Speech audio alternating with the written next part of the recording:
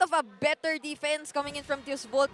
Hindi nila agad-agad binigay itong mga inhibitor turrets nila. Pero still, meron pa kasing minion waves na paparating. At mukhang susubok muli ang Blacklist. Kid Bomba! Kid Bomba! Nagulong na nga ngayon si Kid Bomba at sinasalo niya yung mga bola. Hindi na nakapag-penalty zone out. And Edward Balboa na naman doon sa bottom lane. Kinuha muli yung inhibitor turret ng Deus Volt. Hindi na kinakaya ng Deus Volt ang mga atake na nanggagaling dito kay Oheb. Napakasakit na pati yung Torre, hindi na rin kinaya.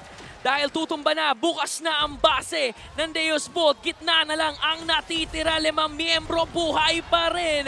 Pero 0.6K ang kanilang hawak. napakalaki ng kalamangan at napakalaking problema for Deus Volt dahil may Lord na paparating na ngayon sa middle lane. Edward starting things off.